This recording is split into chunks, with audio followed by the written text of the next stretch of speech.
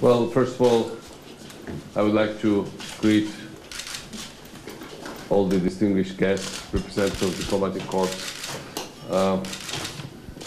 our great friend Andrej Glucksmann, and our Czech friends. And certainly it's a great honor to sit today and to award Václav Havel, because all of us who value freedom, all of us who aspire to create something new, something different, to all the time do a renovation, we are all sons of Václav Havel. For anybody who grew on the wrong side of Iron Curtain, dreaming about freedom, pro-democracy, activists or reformist leaders are all over the world, especially in our region, I think his name resonates more than anything else. It's not, nor the fall of the Soviet Union was not the end of history, as some people thought. It was the beginning of history for all of us. Thanks to you, Václav, and so many others, we were allowed to leave the cold museum where we were stored, and we were not allowed to think or to create history. And we were thrown into this story where you create your own destiny. You live as actors, not just as an object. And where you are making yourself history.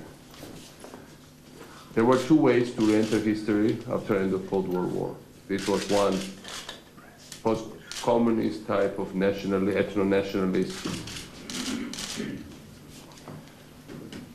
anti-tolerant, corrupt authoritarianism, and liberal democracy, tolerance. That's to say, I always say in all my speeches, the way of Slobodan Milošević and Václav Havel. So we were very proud when colored that we always thought that revolutions in post-Soviet sphere followed what was Velvet Revolution, created by you. And it's not only, and even today, when you have activists like Tunisian activists who immolated himself in Sidi Bouzid starting the Arab Spring, I think it's an echo of Jan Palach, who killed himself in front of Soviet tanks in 1968. And I think in the same way, what will follow these revolutions will also be the follow-up of what you created for all of us. We have the highest Georgian decoration called Medal of St. George. And this is obviously a symbol of what Georgia stands for. I think Georgia is a country that incarnates the idea that no matter how powerful the evil might seem, no matter how many tanks, planes, money it might have, if there's a powerful idea and if there's an instinct to have freedom, free spirit will always prevail.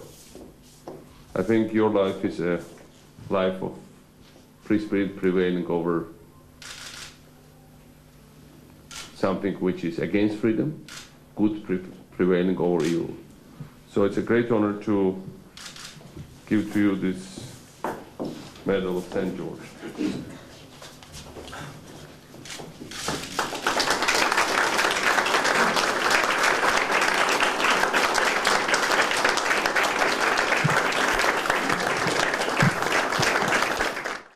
Pane prezidente, vážení přítomní, dovolte mi několik slov.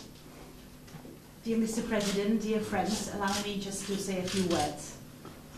Za prvé a hlavně děkuji za to vyznamenání. First of all, thank you very much for this honor presenting to me. Samozřejmě mě to těší a dojímá a zároveň si kladu otázku, zda si to zasloužím. Tu otázku si kladu při každé podobné slavnostní příležitosti. This, of course, is a real pleasure for me and it moves me very much And at the same time, I ask myself a question, do I really deserve it? This is something that I ask myself at every similar occasion like this. Já jsem byl poprvé a naposled v Gruzii před 44 lety. I was in Georgia for the first and last time, 44 years ago. Mám ale na tu zemi velmi živou vzpomínku. A i když jsem procestoval později jako prezident desítky zemí, nikdy na tu návštěvu Gruzie nezapomenu a nerozplyne se v těch zážitcích ostatních. But I have a very vivid memory of my visit, and I must say that even as a president in the capacity, I visited dozens of countries, and the visit of this particular country will never melt away and will never go away. I'll always cherish it in my heart.